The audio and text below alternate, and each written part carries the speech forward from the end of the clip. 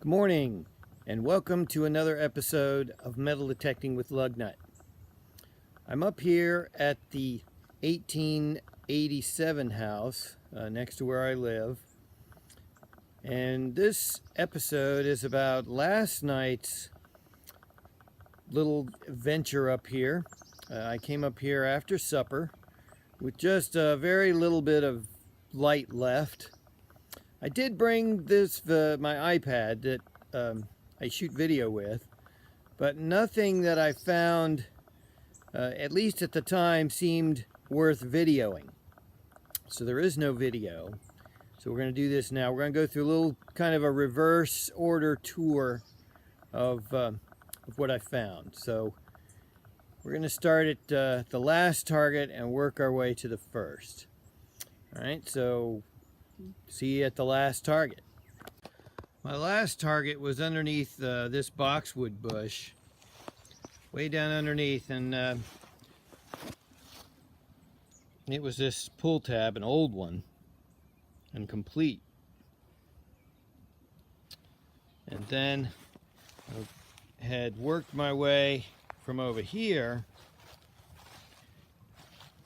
where I found a shotgun shell over here, and under this bush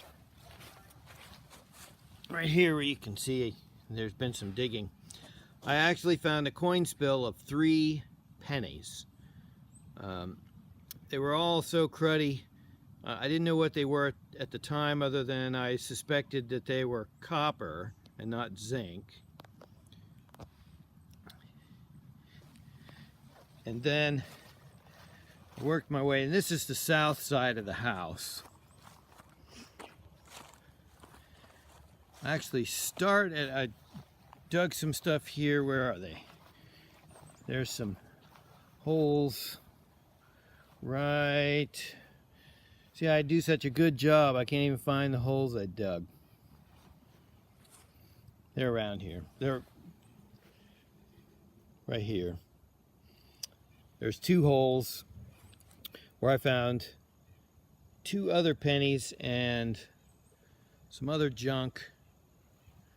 And I had started by this old tree stump up over here, and had worked my way out in this direction. I found a couple pieces of indescript metal over here, and a 9mm pistol casing.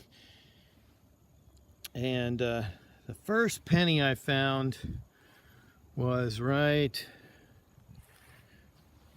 over here. And what ended up happening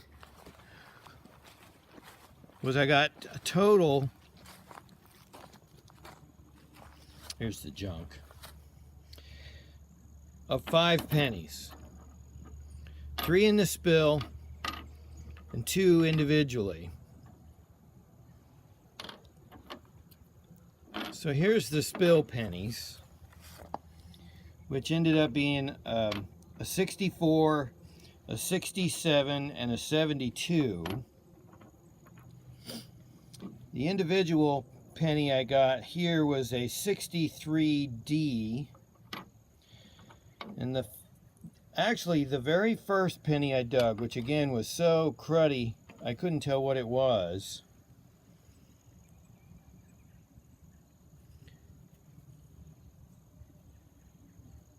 is in fact, if I can get it to focus, come on now,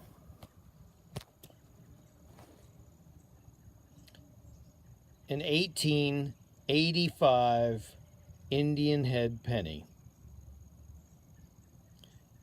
which not only is so awesome because it was barely 2 inches underground, it's the oldest thing I've ever pulled out of this yard.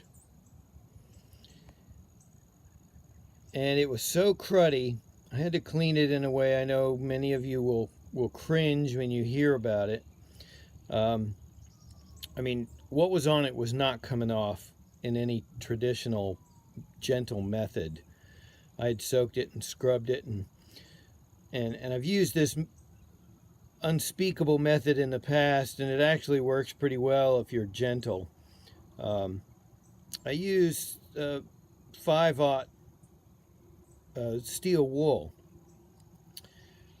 with water and soap. And I got down to the date because I desperately wanted to see the date. And it is 1885. So that's completely awesome. I came up here with 0 expectations. Went home thinking I just had 5 pennies, 5 normal, because all I've ever gotten from that area were wheats and memorials.